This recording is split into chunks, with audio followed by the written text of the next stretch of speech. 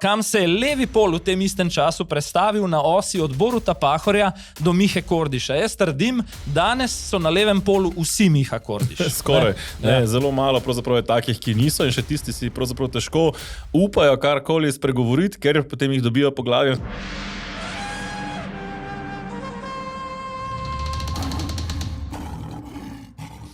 To je Tedenski safari, podcast, ki ga gledajo levi in desni, pa tudi levi in besni. Pa ne le oni, tudi Boštjan Poklukar, Janez Janša, Duo Maraja in Nika Zorjan, ter starejši varovanci vrtca v Puconcih, tisti, ki lahko v občinski telovadnici že poskusijo tudi alkohol. Peter, preden greva v akcijo, najprej ena velika zahvala za naše gledalce in bralce, se pravi tako na podcastu kot na portalu zanima.me. Obisk v mesecu maju je bil nad vsemi našimi intimnimi pričakovanji. Ja, skoraj četrt milijona ljudi oziroma različnih uporabnikov, različnih naprav je dostopalo do našega portala, kar je res lepa številka, zato smo zelo hvaležni, zelo veseli. Tudi podcast lepo raste, tako da to je tudi ena taka, zahvala in odgovornost za delo naprej, tako da ne bomo predolgi pri tem, ker pojdimo naprej na prvo temo. Ko si omenil hvaležnost, eden bolj hvaležnih ministrov aktualne vlade, notranji Boštjan Poklukar, je v težavah, ima drugo interpelacijo v tem mandatu. Zaradi prijatelja, ki se piše hvala. Že prvo interpelacijo je precej borno preživel, sicer jo je, ampak je bilo glasov za in proti razrešitvi tam. Tokrat se ugiba, da bi morda lahko bil celo kakšen poslanec več za razrešitev kot proti njej. Predlagam, da pogledamo, na kakšen način se brani očitkov, da so torej odtekli podatki iz seveda tajne policijske preiskave k njegovemu znancu, kot mu pravi, oziroma bivšemu sošolcu. Vida Čadonič Špelič je bila z njim na soočenju na 24 ur zvečer in nič vsebinskega nismo slišali. Nihče ne verjame, da šefica kabineta, ki je vedela za to preiskavo, se je bila prisotna na enem od sestankov, tega ni povedala ministru takratnemu direktorju. Kaj pravite na to, ne veste kdo? Očitki so smešni in seveda tako kot Nova Slovenija in pa gospod Logar, ko je bil seveda v prejšnji vladi in je seveda policija odnašala mirne protestnike pred državnim zborom, ki so brali ustavo, globila dijake, ko so protestirali proti zaprtju šole in nas špricala z vodnim topom ter solzivcem po Ljubljani. Takrat so bili tiho, so držali svečo takratnemu aktualnemu notranjemu ministru in seveda zdaj te pozivi so pravzaprav smešni. Moram pa vseeno povedati, da jaz o tem kaznivem dejanju zoper Aleša Hvalo nisem bil seznanjen in v nobenem preiskavah, ki jih seveda policija vodi. Midva z Alešem Hvalo se poznava iz srednje šole, nisva prijatelja, sva znanca in še enkrat zelo jasno povem, da svoje večere in kosila, ki jih naročim, tudi sam plačam. Poglej, Peter, to, kar smo gledali, najprej je to ena velika preusmeritev pozornosti strani notranjega ministra. Skratka, kdo je njega vprašal, kaj, ali je torej pri svojem znancu plačal tisto kosilo, na katerem je bil z uradno delegacijo ali ne. Vprašanje in očitek njemu je, ali torej v njegovem zaprtem krogu zaupnikov odsurljajo informacije iz policijske preiskave navzven, ne pa o tem, kdo mu plačuje ali ne plačuje kosila, to je prvo. In 3/4 nastopa, predtem pa je porabil za to, da je govoril, analiziral razmere 3 leta nazaj in spet omenil vodni top in solzivec. Zdaj, jaz, ko sem to poslušal, sem se vprašal najprej, a je to res samo tako izrazito nizek intelektualni nivo pri ministru, ali je to recimo strategija, zavestna PR strategija proti napada kot i drugih argumentov v soočenju zmanjka. Moj odgovor na koncu je oboje, vsega po malem. Ja, vsekakor PR strategija, ker če bi rabo govoriti o Alešu Hvali in filipinskih delavcih, ki so bili dobesedno prodajani skoraj da ne kot sužnji naokoli po Sloveniji, če bi govoril o padanju, tudi varnosti v Sloveniji, kakorkoli, pač to, nekoliko bolj abstraktno. Če bi rabo govoriti o kadrih v policiji, ki jih je vse manj, o helikopterjih, ki jih znova vlada naroča v sumljivih naročilih in podobno, o stanju v Centru za varovanje in zaščito, kjer že pravzaprav celoten mandat gledamo to limonado, lahko bi celo rekel o tem, kako se stvari dogajajo, kot je pravzaprav učbeniško se ne bi smele. Ja, zdaj že predsednica republike beži v bistvu pred tem varovanjem, ki se ga zagotavlja. Ne? Ja, Golob pa je to naredil že na začetku mandata, ne? Če spomnimo samo to. Ne? Spravi, o vsem tem je neugodno govoriti. O čem je torej potem bolj ugodno govoriti? Ne? Torej, na eni strani zavrneš češ šaljivo, ne? Bo tudi sej ni edini, ki se je izmikal odgovor te dni Poklukar. Ne? Pač preusmeriš pozornost, ne? Češ sej jaz nisem nič kriv, plačujem račune. Ne? Po drugi strani pa vrneš nazaj žogico, češ zaplinjanje Ljubljane. Ne? Nismo sicer slišali tega točno s temi besedami, pa nismo bili daleč od tega. Spet bi poudaril, no? Se mi zdi, da tukaj se ne zavedamo, da je to zaplinjanje Ljubljane pravzaprav smešno. Ne? Smešno v smislu, kako so se spravili na neko temo, ki se je prijela v javnosti, čeprav za to ni nobene resne osnove. Ne? Bom kot že papagaj se ponovil še enkrat. Ne? Takrat je šlo za situacijo, ko je delegacija iz cele Evropske unije prišla na največji, verjetno, diplomatski dogodek v zgodovini samostojne Slovenije, ki so ga konkretni protestniki, recimo Zlatan Čordić, ne, napovedali, da bodo ta dogodek poskušali sabotirati. Ne, in takrat je pač policija uporabila, bom rekel,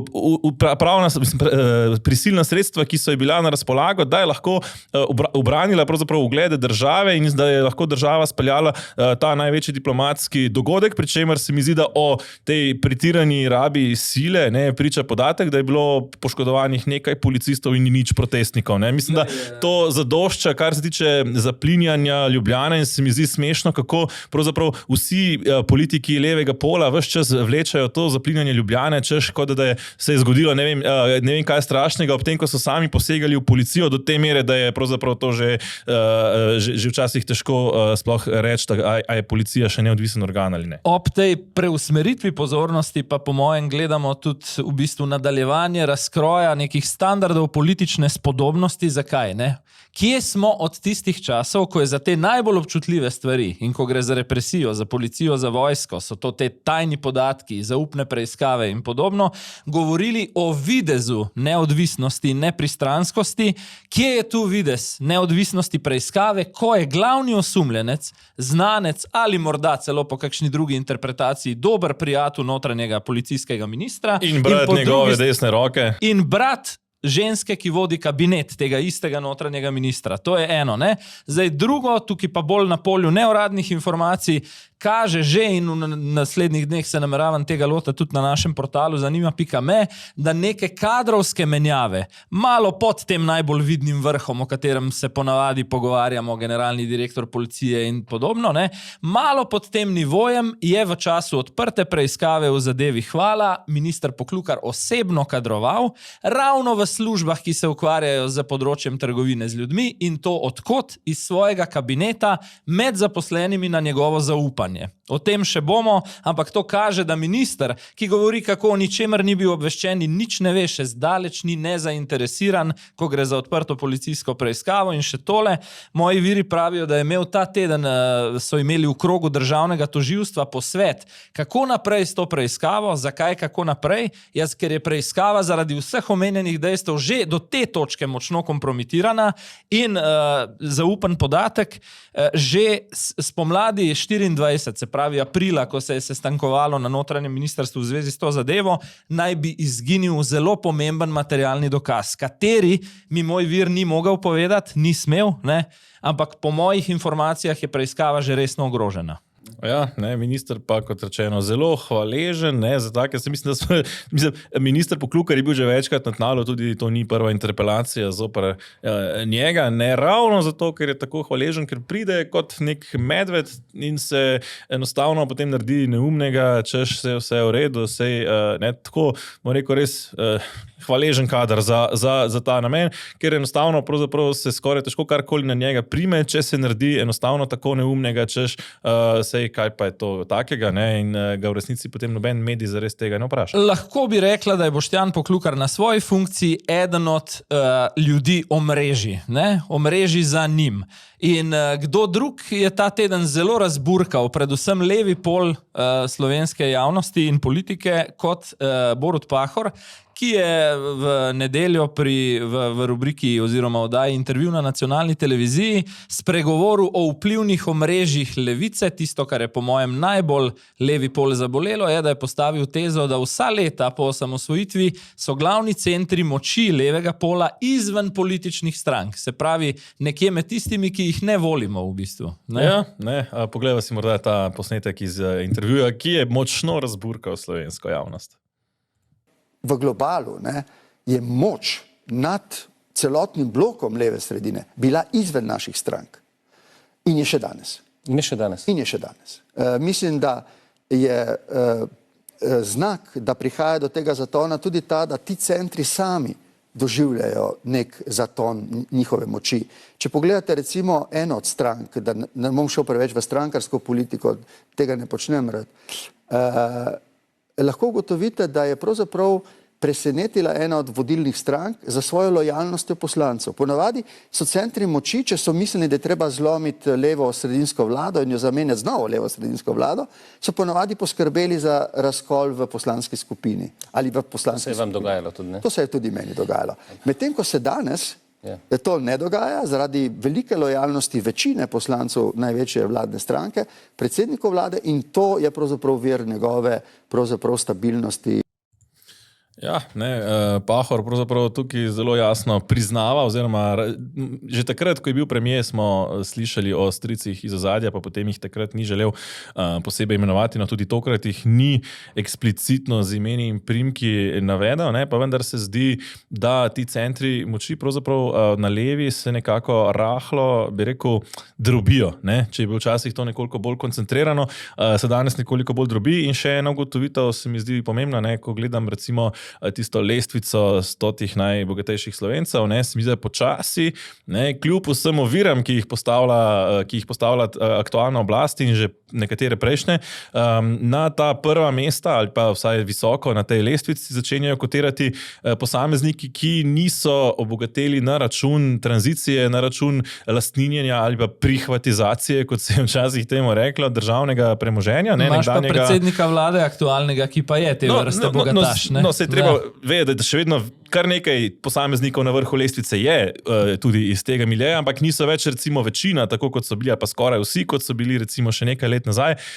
Ampak se tukaj počasi tukaj to obrača, ker se pač ta tranzicijski kapital, s katerim marsikdo ni znal upravljati, počasi kopni, medtem ko recimo mnogi sposobni Slovenci pač iz nič ustvarijo kaj več novega. Tako da v tem smislu se mi zdi, da je upanje za Slovenijo, da se s časoma to tudi spremeni. Je pa prav v tem istem razlogu tudi po svoje razumem te želje ali pa nerazumevanje pravzaprav za zahteve gospodarstva, češ se mi zdi, da se bi leva politika bala, da bi se ta proces prehitro začel nadaljevati, oziroma da bi pač podjetniki uspešno vodili to državo, brez torej teh vplivov politike, in zato pač pravzaprav treba gospodarstvo delati čim bolj odvisno od politike, tisto, ki pa je ali bi lahko bilo recimo neodvisno od politike, bremzati s čim več davki, s katerimi potem talamo subvencije in tako naprej za lojalno nam, torej politiki,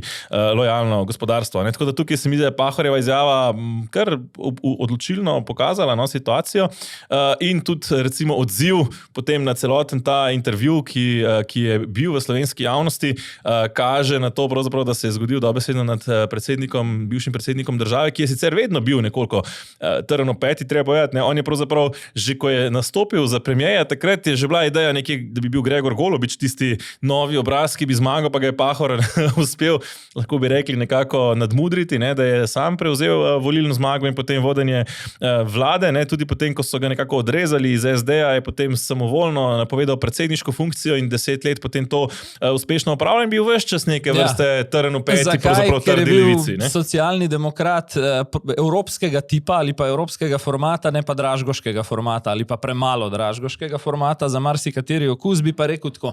Glede tega pogovora v prvi vrsti zelo iskren in za moje pojme neobremenjen pogovor. Zakaj tako mislim? Prvo je, da je pač gospod Pahor pred časom izstopil iz vrtiljaka slovenske politike in drugo, bodimo realni, je njegova ekonomska neodvisnost, ki si jo je zagotovil zdaj na prostem trgu kot zasebnik. Morda je v slovenskem političnem prostoru samo še evropska komisarka Marta Kos tako ekonomsko neodvisna kot on v tem hipu.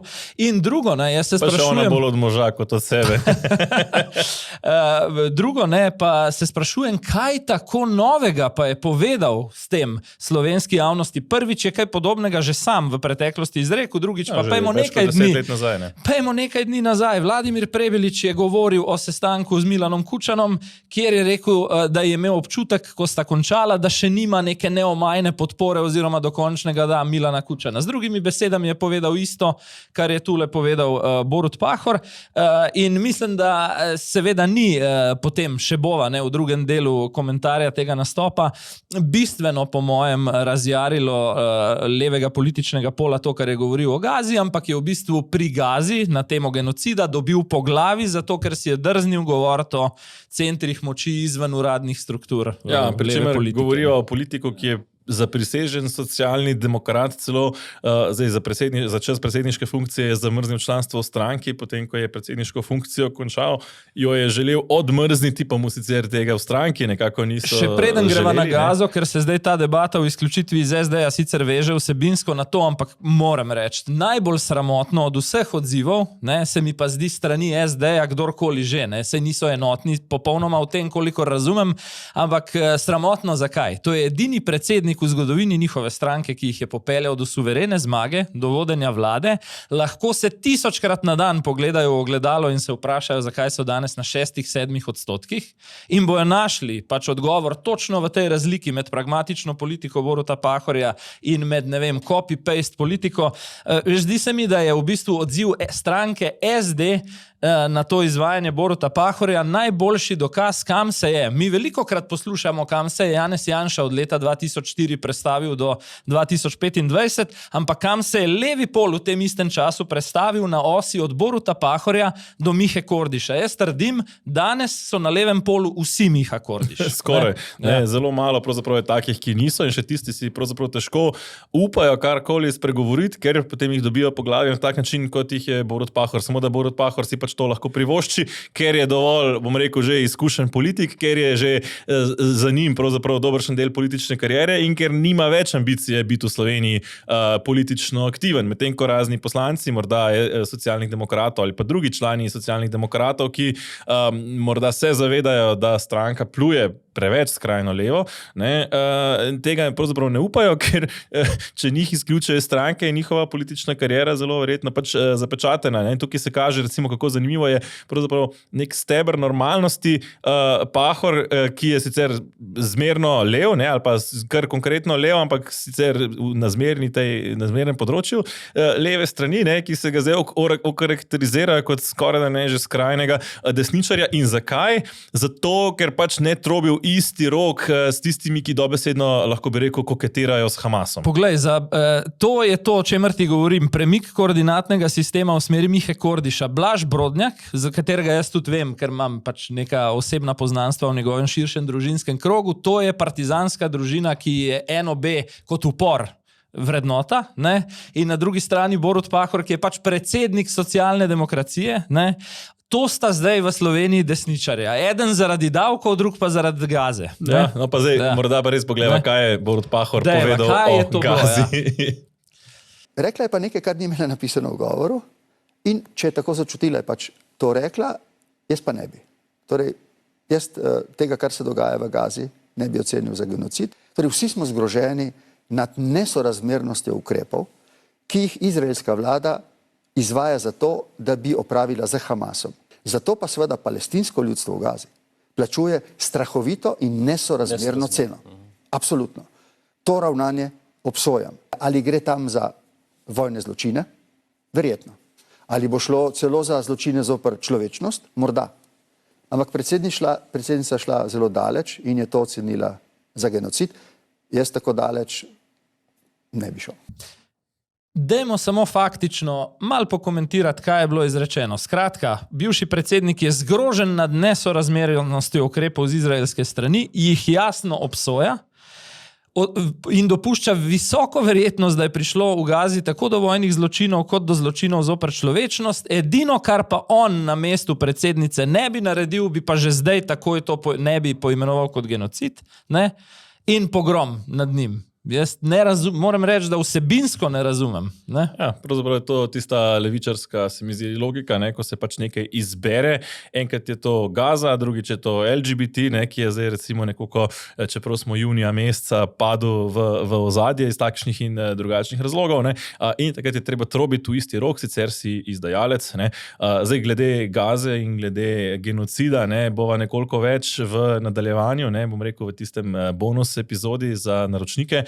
Tako da bodi na tej točki dovolj. Jaz sem dal delovni naslov tej posebni epizodi, ki jo narediva, se genocid res od genocida razlikuje, ker pri kakšnem drugemu neposredni soseščini je ta ista uradna politika v Ljubljani precej bolj tiho in precej bolj zadržana. Vsekakor, očitno so neki biznisi tam pač enostavno močnejši. Bi pa Pikro rekel na tole temo samo še nekaj, me pa veselija, ne, glede na to, da dokazano naš Robi ne mara naše Nataše, ne, da je pa tokrat celotno gibanje Svoboda enotno podprlo Natašo Pirc Musar, tako da mislim, da uspel jih je povezati. Od nekdaj je bil človek povezovanja Borut Pahor in tudi tokrat mu je uspelo. Ne? Ja, no, zdaj s povezovanjem pa ima nekoliko več težav. Kdo drug, ne, lahko bi rekla, vodja opozicije, ne, ki je ta teden. Zdaj, očitno res gre po nekem tem zgledu Donalda Trumpa. Ne, zdaj, tokrat je obiskal že drugi podcast, ne, bil je pri Bojanu Požarju. Ne, tako da zdaj res očitno skrajni čas, da ga povabil še mi dva enkrat. Ne. Skratka, Janez Janša pri Bojanu Požarju. Ja, in ko si rekel skrajni čas, ko sem jaz gledal ta intervju, zelo kmalu bova tudi pokazala, o čem točno govorim, sem se vprašal, ali ni največji dokaz za Janeza Janšo samega, da bi moral razmisliti o koncu politične kariere, ko ga Bojan Požar v nekaj minutah 4-krat ali 5-krat na različne načine vpraša, a niste že malo stari. Ne? Pa poglejva ta posnetek. Kongres v Ormožu, 10. mandat ste dobili. Ne? Se vam to ne zdi vam osebno tako, da je to veliko, recimo 10 mandatov na čelu neke politične stranke? No, to ne bi bilo ne samo veliko, to je bilo preveč, če je bila stranka skozi na oblasti. Ne, hočem reči, to se pravi, nikoli se to, recimo tako, bom rekel, sam pa sebi ne zamislite, mogoče pa res je to malo dolgo, tako dalje, ker recimo berete te zapise, pa ocene komentatorjev, pa vse te stvari. Jaz se s tem ne ukvarjam. Mogoče se malo primerjamo z razvitimi državami, ne, ker imajo starejše predsednike, pa mlajše TV voditeljice. Ja, pa 10 mandatov pa, ne vem, jaz se ne spomnim, ne, da bi kdo imel, recimo tu, zahodni evropski, da bi polobli, da bi nekdo pač vodil, recimo stranko 10 mandatov. Razen, če je kakšen primer, pa ne vem, pa ga... Ne vem, nimam problema s tem, če je bil nekdo demokratično izvoljen. Problem bi bil, če bili to mandati oblasti, ne. Ja, v nadaljevanju je Janez Janša, tega zdaj ne bomo videli, izrekel še nekaj, se umaknem takoj, ko pripeljajo ali pa ko najdejo nekaj takega, rekel, boljšega od mene. Moram reči, da mi je bilo skoraj 67-letnega Janeza Janšo malo žalostno, je morda najbolj primeren izraz opazovati, ko je to rekel. Zakaj? Zaradi tega, ker sem prepričan, da ima lider nekega podjetja, lider neke kmetije, če hočeš, obrtne delavnice ali pa politične stranke, sploh tako dolgoletni, ravno on to odgovornost, da poišče naslednjega v vrsti boljšega od sebe, tako kot lastnik kmetije, oče, mora navduševati, da to ne propade, da gre naprej, da nekdo prevzame ali pa, ne vem, kot svojega vajenca izmojstri obrtnik. In to Janezu Janši pač ne gre in vse, kar je povedal na to temo v tem istem podcastu, lahko med vrsticami kvečemu razumemo kot napoved, po mojem tam nekje, če gledamo pač v političnih mandatih, še ne 8 let, se pravi do 75. leta očitno. Ne? Ja, kot morda pa upošteva bolj cerkvene standarde, ko se pri 75 škofi upokojujejo. Da ne rečem pontifikat, ki traja do smrti. Ne? Ampak bi se vrnil nazaj na to kmetijo. Ne? Sam sem pred časom že uporabil to prispodobo kmetije. Ne? Se mi zdi ravno to, ko si rekel, ne? Torej, gospodar kmetije bi moral sina navduševati za za kmetovanje, ampak ne samo navduševati. Ne? Navdušuješ ti sina, ko je star 5 let, pa ko je star 15 let, ne? Ko je star 30 let, je pa čas, ne, da ga formiraš, oblikuješ. Da mu tudi daš, bom rekel, vajati, ne, zakaj? Ker tudi človek je nekako formiran oziroma funkcionira na tak način, ne, da v tistih v mlajših letih smo nagnjenih v preizkušanju novih stvari, preseganju meja, tekmovanju samim in sabo, v bistvu, razvijanju. Ne. Tam v tistih kasnejših letih, tam v 60-ih in 70-ih, ne, se počasi bližamo penziji, smo bistveno bolj konzervativni, ne, kar se tiče tega in čas, ko predaš ti nekomu vajeti, ne, nekega podjetja ali pa neke kmetije, ne, ali pa vsaj mu daš neko resno odgovornost, ne, je takrat, ko ima energijo za to, da bo zadevo razvijal. In veš, kaj je še posebej nevarno, da ta točka nekje mine. Ne? Pravi čas, da predaš na neki točki mine in je nepovraten v bistvu.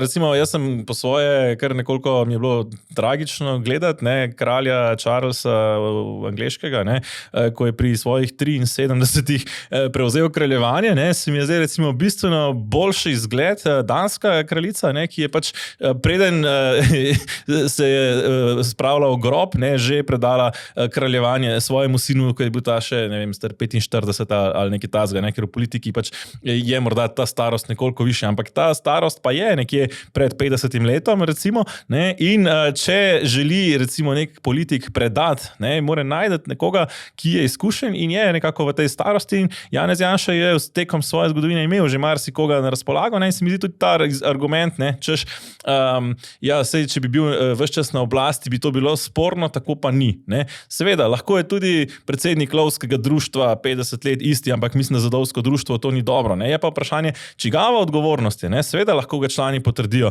tako kot Janez Janša dobi 98,5% podporo članstva. Ne? Vsekakor lahko jo dobi, ampak mislim, da ni tukaj pravzaprav na članstvu, ampak predvsem na voditelju. Ne? Odgovornost voditelja je tista, kjer pač sam spoznaš, da je čas, da se umakneš in da predaš zadevo mlajši generaciji. Mislim, da tukaj ima Janša še en drug problem. Ne? In sicer dejstvo, da če se Janez Janša umakne, se bojim, ne? In to pa tudi pravijo različni viri znotraj stranke SDS, ne? Da če se Janez Janša umakne, pravzaprav ni več skupnega imenovalca, ki bi stranko držala skupaj, ne? In bi ta stranka lahko po hitrem postopku, tako kot je recimo pred leti že razpadlo LDS, to se mi zdi zelo verjetno, tudi razpadla. In mislim, da to je tisto, kjer pravzaprav se Janez Janša zaveda, da z njim je stranki težko, brez njega pa trenutno še težje. Po drugi strani pa je Ormož na kongresu rekel, da je to stranka za več stoletij. Ne? Zdaj, ja, niti ne bom nadaljeval. No? Stranka, pa res tukaj dobrohodno mislim, ne, da pač, če želijo res obstati več stoletij, bodo morali najti nekega resnega naslednika, je pa res še nekaj. Ne? Z vidika Janeza Janše, jaz ga razumem po svoje, ne, ko si ti toliko časa in tako pač on je genialen voditelj v marsičem, tudi vsi, ki so bili z njim v vladi, ne, pravijo, da se je spoznal na vse resorje, ne, spremljal dogajanje na vseh resorjih in takšnih ljudi je pač izjemno malo. Ne.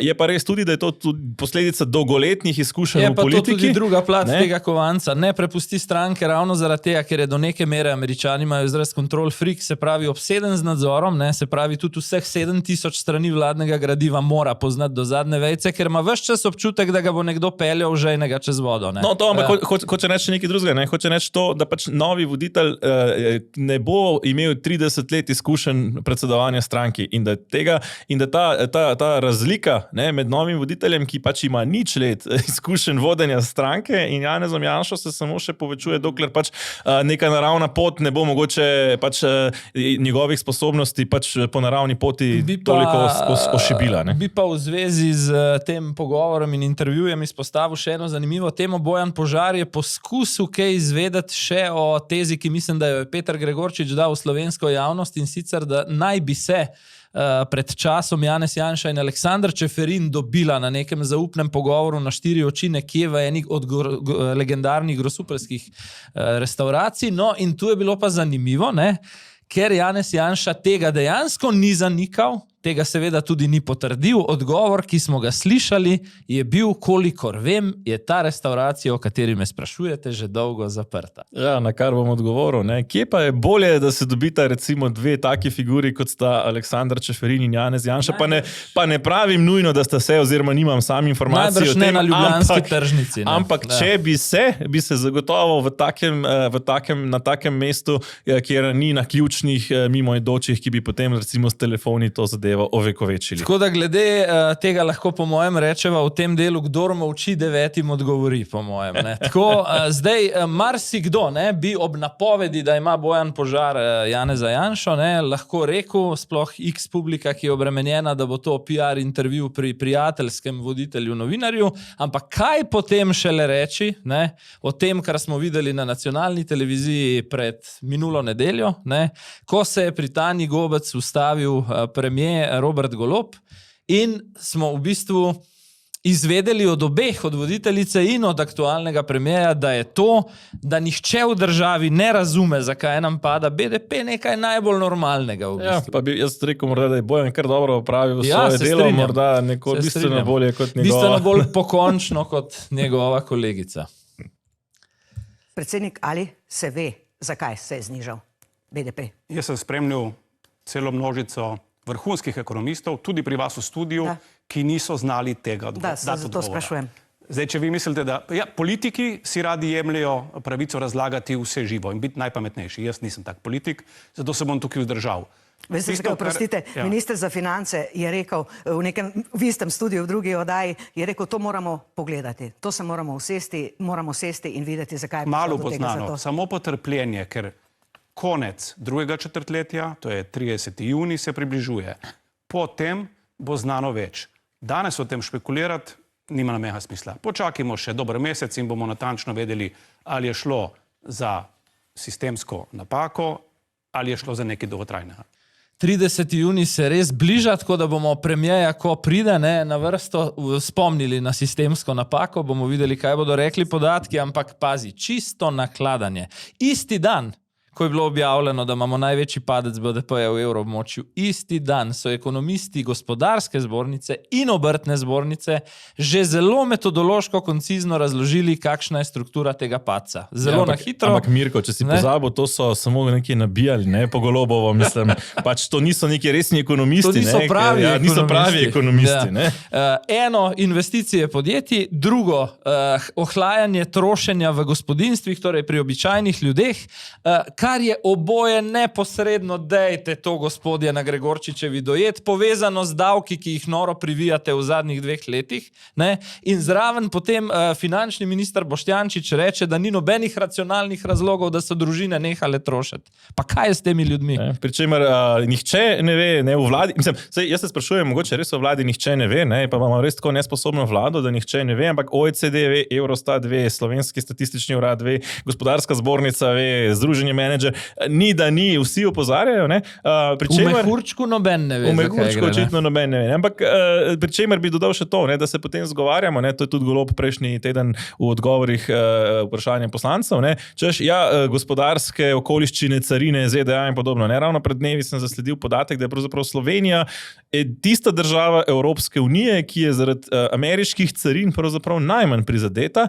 ker ima med državami Evropske unije praktično najmanj neposrednih odnosov z ZDA. Seveda smo prizadeti morda posredno prek Nemčije, s katero trgujemo in tako naprej, ampak vse ostale države, ki so bolj neposredno upete v carine in so bolj posledično lahko odprte tveganjem carin, so manj padale v zadnjem četrtletju kot Slovenija, pri čemer pa je tudi iz vseh teh podatkov evidentno jasno, da so bistveno manj privijale davke, da je Slovenija tista, ki je najbolj privijala davke in najbolj padala. Kakšno naključje? Kdo bi si mislil? Mislim, res, kdo bi si mislil? Pa še nekaj moram tule vendarle izpostaviti. Vloga novinarja oziroma voditelja. Razkritje najprej. Jaz kolegico Tanjo Gobec dolgo in dobro poznam, bila sva leta skupaj televizijska novinarja na terenu, na istih novinarskih konferencah in podobno, in jo po človeški plati cenim kot dobro kolegico, kot kolegijalnega dobrega človeka. Vendar, mislim, da je novinar v takšnem primeru ravno tisti, ki mora prvi vprašati,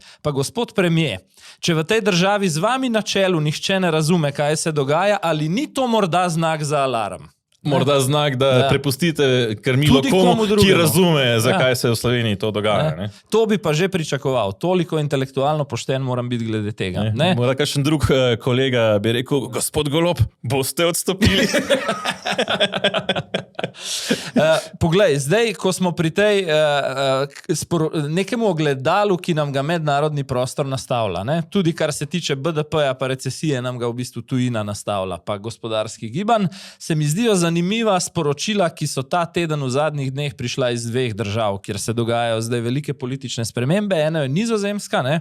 Kjer je vlada razpadla v bistvu zaradi vsebine. To se mi zdi v slovenskih razmerah skoraj nemogoče. Da bi pri nas vlada razpadala zaradi zdravstva ali pa zaradi ekonomskih razmer v državi, tam je šlo za spor o azilni politiki. Pa če prav poslušamo, recimo, kar tudi v nadaljevanju Matjaža Hana in Mateža Frangeža, kako pravzaprav delajo napake, ampak pa bi bilo treba potegniti kakšno resno potezo, pa jih ni nikjer. In drugo se v obojem bova še kakšen stavek dodatno spregovorila, drugo je Poljska. Ne? Podobno kot Slovenija, zelo ideološko politično razdeljena na dva pola, ampak nekdo, ne, ki je bil na oblasti, govorimo izvršni, je razumel sporočilo, da se mu je na predsedniških volitvah obrnila politična slika v državi in je rekel, kaj pa, če ni to tudi sporočilo nam, in odšel. Ne?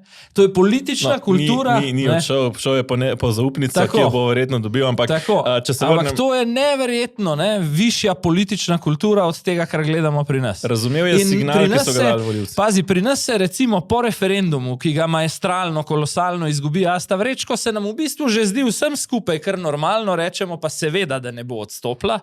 Kaj pa, če ni to tako normalno?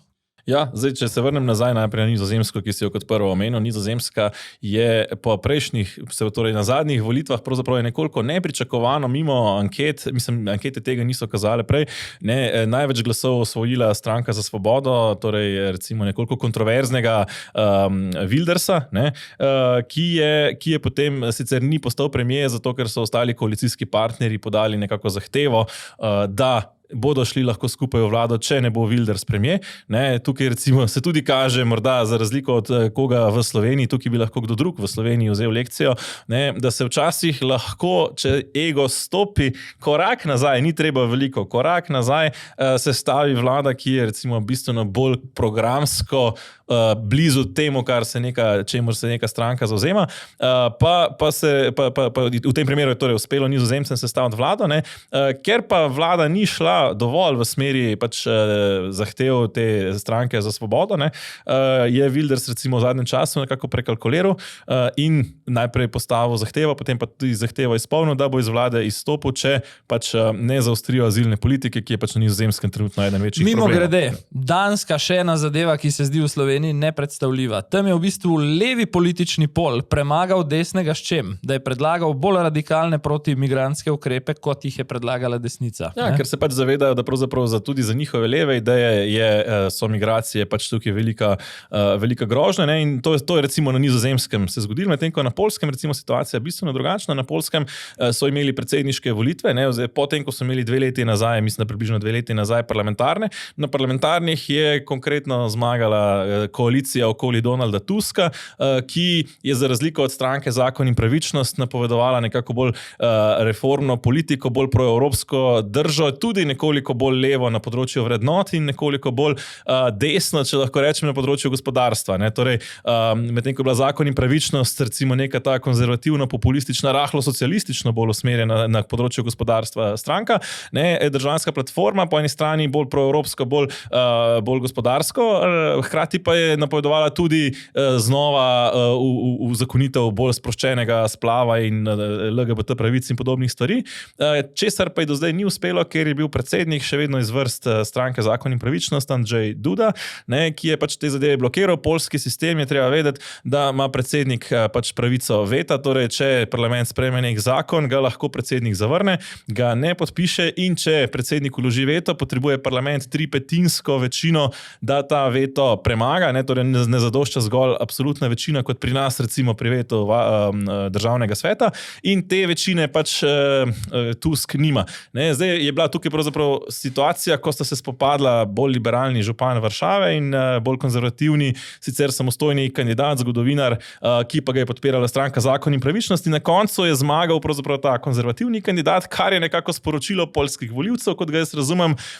Želimo si vlado, ki je sicer bolj proevropska, ampak potrebuje varovalko, da nam ne bo vsilila nekih, bom rekel, liberalnih stvari, ki pa jih kot bolj katoliška in tradicionalna država ne želimo. No, ampak zdaj mi povej, če si predstavljaš. Golob je recimo videl na večer, ko so bili razglašeni rezultati evropskih volitev, da se klima obrača v smer desne sredine. Potem je to zelo jasno videl še na večer referenduma o dodatkih pokojninam.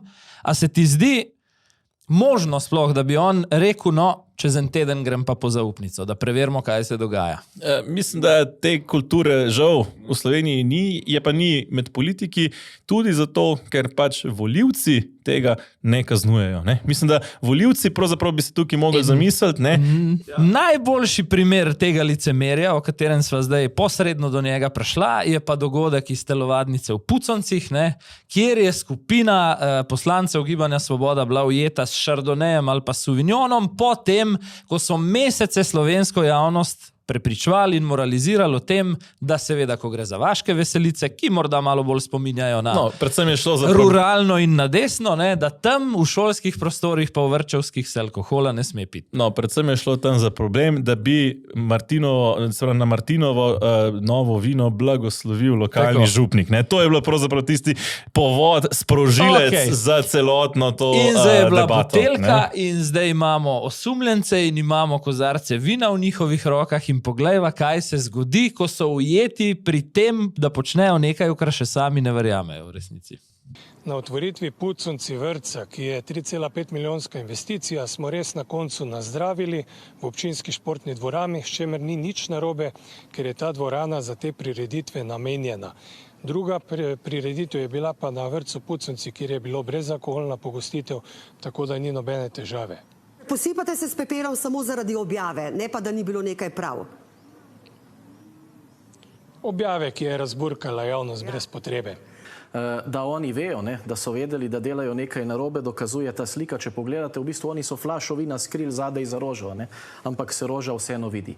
Ni res to, kar govori gospod Kranjc, s tem, da se samo prepiše na občino in je občina upraviteljica, se ne reši nič, kajti zakon jasno piše, da z izjemo stanovanjskih stavb 50 metrov v okolici šole se alkohola ne sme točiti. In ta telovadnica je koliko stran? Zdaj ne vem, koliko je ta telovadnica stran, ampak če gre za šolsko dejavnost, da je tudi notar šola, predvidevam, da ni en kilometer stran. Glej, bom zelo hiter na tole temo. Izgovor osnovni od Gibanja Svobode oziroma od poslanca Kranjca je smešen. Skratka, samo zato, ne, ker je uradno telovadnica pisana na občino in ne na šolo oziroma na vrtec, je vse okej, ampak še hujš od tega izgovora je pa dejstvo, da se on slovenski javnosti ni pripravljen opravičiti zaradi stvari, ki je dejansko huda, in to je, da eno javno govorijo in drugo delajo, ne, ampak samo zato, po nepotrebnem smo objavili, sicer tega itak ne bi noben vedel. Ne? Ja, mislim sicer, da tle bi pohvalil mogoče Kranjca, ki je vsaj toliko iskren, da pač je recimo povedal, da si želi, da se ta zakon spremeni, ki je pač neumen, ne? Ampak spet smo tukaj. Ne? Pa zvedeli smo vmes, koliko je stala tudi, kakšna investicija. To nas ful zanima v tem primeru. Ne, seveda, ampak tukaj smo v tem dlakocepljenju.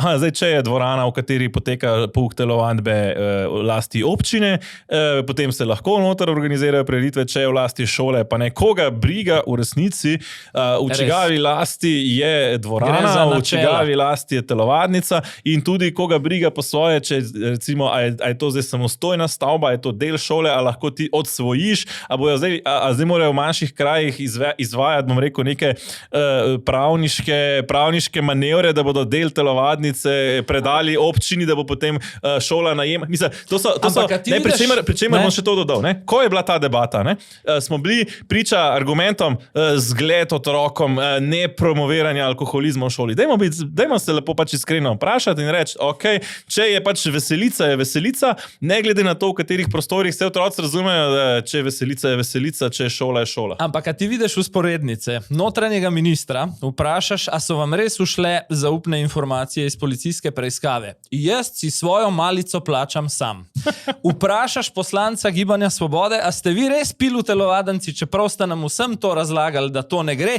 Telovadnica je bila 3 milijone evrov. Pa dajte nehat, res, Ne telovadnica, vrtec, mislim, to se mi zdi res ta, dvoličnost, ki pa recimo, sem presenečen, da ni bil nekdo nekoliko, vsaj mislim v prispevku, da sem nekoliko to pojasnil, ampak res ta dvoličnost, ko pravzaprav res enkrat smo zdravstvena stroka in boj proti alkoholizmu, drugič pa se zgovarjamo na lastništvo telovadnic. No in zdaj smo tam, zdaj tega zarečenega kruha se je še pojedlo v tem tednu dvoje. Eno je tisti neumen zakon, ki bi omejil oddajanje na Airbnb pa Booking na 2 meseca na leto, in še celo nekateri so želeli na točno določena 2 meseca na leto.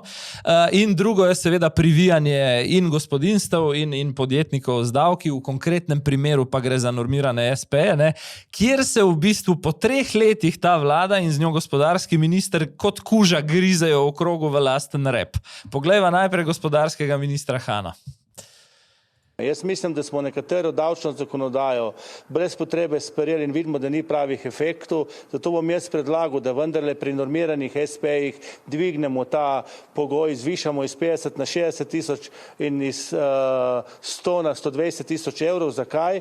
Zato, da bomo naše podjetnike, naše kulturnike, naše športnike, ki so na nek način prihodnost, vrnili nazaj in bomo jim probali pomagati. Lahko je biti general po bitki, lahko je biti pa tudi Brodnjak po Brodnjaku, s telimi športniki in ne vem kom, in bi rekel samo to. Zakaj so skenslali neke davčno bolj ugodne stvari? Zato, ker je bilo treba narediti razveljavitev vseh škodljivih ukrepov vlade pred njimi, Pač butasto. Ampak to ni edina stvar, ki jo je ta vlada naredila, butasto, ampak jaz bi rekel, Matjaž Han ni predsednik stranke od začetka, je pa minister te vlade od začetka. Gospod Han, kje ste bili, ko je vlada obravnavala te stvari?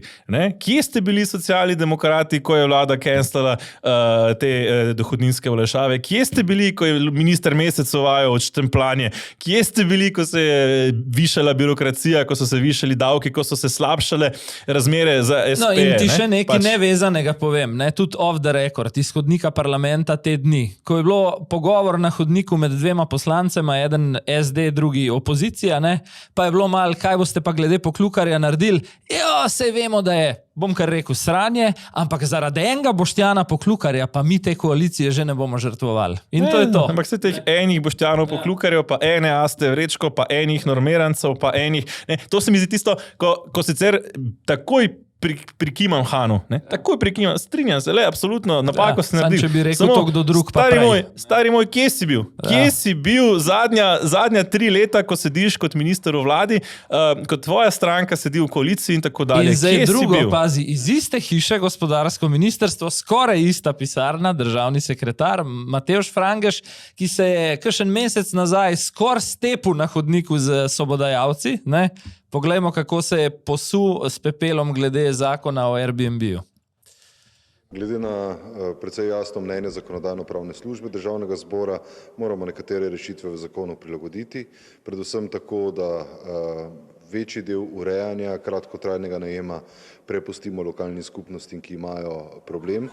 Ampak veš, kaj je pa tukaj zanimivo? Sem šel gledati, kaj je Zakonodajno-pravna služba rekla in rekla je dvoje. Eno je to, kar je rekel, prepustite v večji meri to občinam. Drugo, kar je rekla, nesorazmerno posegate v pravico do zasebne lastnine.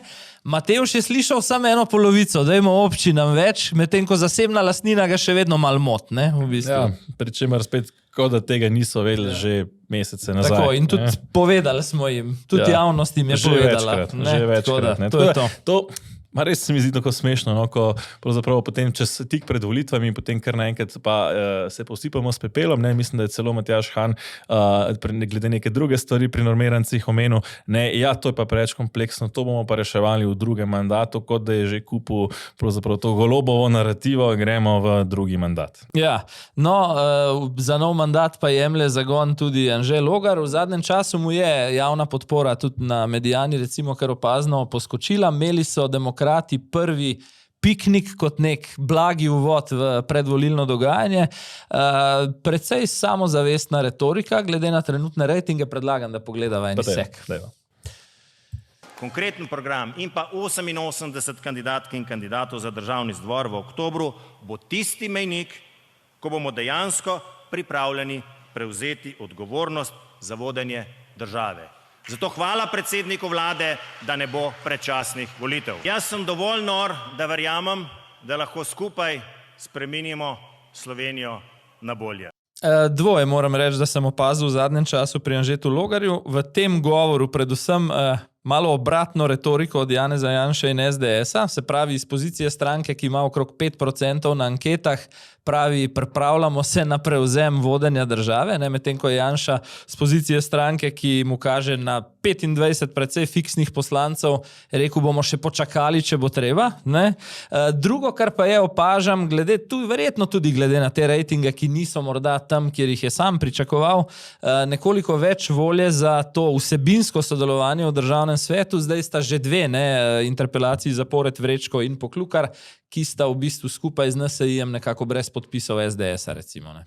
Ja, jaz bi rekel, da pravzaprav pozdravljam ta smisel za sproščenost in za humor na tej desni strani, ne, ko pravzaprav prideš iz tistega zagrenjene drže, ki smo je morda bolj vajeni na desni, ne, češ, joj, kakšna katastrofa, ne bo predčasnih volitev. Ko je rekel, sem dovolj nor, je to zelo znan citat od Steva Jobsa, ne. Tukaj ga pa opozarjam, da se to enemu Jobsu, ne, ta skodran mu, ki zdaj ni več toliko skodran, ni tako dobro postaral v bistvu.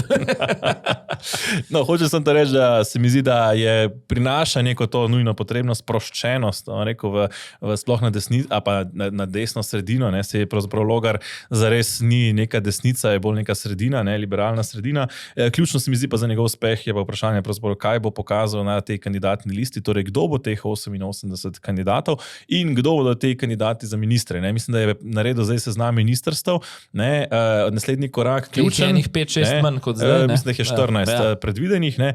Ključen korak pa je za resno stranko, ne, pravzaprav, da vzpostavi ekipe za ta ministrstva, da lahko kadarkoli, če pač to koalicijska pogajanja in volilni rezultat dopuščajo, prevzame katerokoli ministrstvo in to kvalitetno, ne, da potem iščejo 2 dni pred potrditvijo v parlamentu nekega 35. kandidata, ki bi pravljen to sprejeti. Da so ta njihova imena v izvršnem svetu, čeprav se kar strinjam s tabo, bo nekaj zanimivih imen tam je, ampak bo kar potrebno še kakšnega težko kategornika dodati za večje ambicije. Mislim, da samo v izvršnem svetu še ni dovolj, bom rekel, za neke tudi resne volilne rezultate, ker karkoli si že mislimo o teh ljudeh, pač imajo eno hibo in sicer zaenkrat še niso dovolj javno prepoznavni in mislim, da ena sama volilna kampanja tudi ne bo dovolj zanje. Tako da v resnici mislim, da Logarju manjka še kakšno zveneče ime, ki bi se mu pač na tej točki pridružilo, sploh kot recimo nek nosilec vsebine pri prevzemanju torej oblasti ali pa kakorkoli že.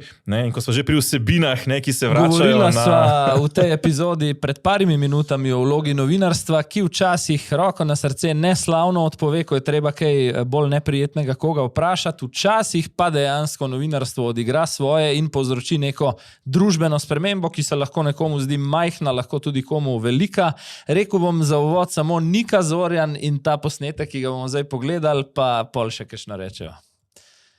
Ja, potrjujem, da smo sporazumno našli rešitev in da sem zelo vesela, da moje pesmi prihajajo nazaj na vse digitalne platforme in pa tudi na YouTube kanal in da sem neizmerno vesela, da bom lahko spet pela svoje pesmi, ker te pesmi so dejansko del moje zgodbe, velik del mene, moje poti in vesela sem, da se je vse uredilo in da se lahko zdaj fokusiram na stvari, ki jih imam najrajši in to je petje, ustvarjanje in pa nastopanje.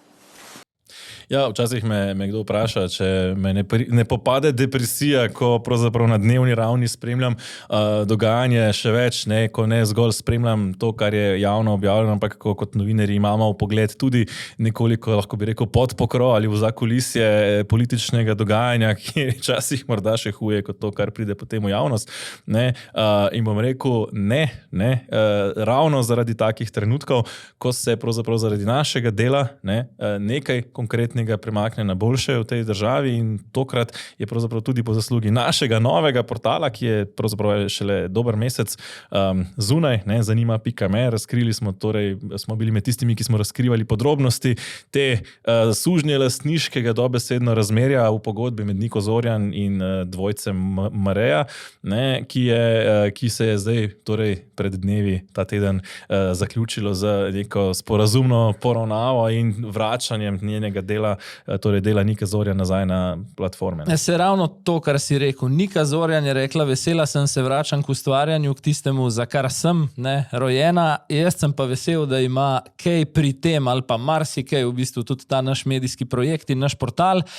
Po drugi strani pa, ko govoriš o vlogi novinarstva, se mi zdi, da dali smo v tem enem mesecu v bistvu Sloveniji, ki poznava številke od zadaj, dve v klasičnem smislu res viralni zgodbi z več 10.000 bralci, ob tej zgodbi Mareje oziroma Nike Zorjan še Blaža Brodnjaka in glej, če je to povzročilo, da je nek govor, ki so ga drugi želeli dati v predal, pa smo ga mi dali slovenski javnosti in so ga potem morali opaziti še drugi, da zdaj gospodarski minister vleče neke neumnosti nazaj in bo to komu prihranilo tudi kak evro v družinski proračun, potem smo veseli, da s temi malimi spremembami dosežemo. Jaz bom k temu dodal samo še, če smo to uspeli narediti v prvem mesecu, kaj nas vse šele čaka v prihodnje. Ob tem pa seveda vabilo tudi našim podpornikom, našim gledalcem oziroma bralcem, da brez njih pa tudi našega dela ni. Tako je, brez vaše podpore, nekateri ste z nami še preden ste dejansko videli obrise portala. Ob tej priliki pa pozovemo še k nečemu. Naši elektronski naslovi, vsaj tisti centralni, so objavljeni. Če imate zgodbo, če imate stvari, ki vas žulijo, poznate kakšne nepravilnosti, na katere bi nas radi opozorili, z veseljem. Pišite, morda celo v naslednjem koraku pokličite, bomo skupaj rešili še kaj. V vsakem primeru pa vabljeni, da se še naročite in nas tudi na ta način konkretno podprete pri našem delu. Več kot bo naročnin, več bomo tudi lahko delali, morda se okrepili celo kadrovsko in za vse tiste, ki nas pa že podpirate, pa v nadaljevanju, torej v soboto dopoldne še dodatna bonus epizoda, tokrat, kot že rečeno, o različnih genocidih oziroma o tem, ali so genocidi res rojeni, kako bi se reklo, različno, če prevedemo ta angleški izraz. Tako. Do takrat pa samo še lep pozdrav. Sicer pa znova v prihodnji petek v redni epizodi.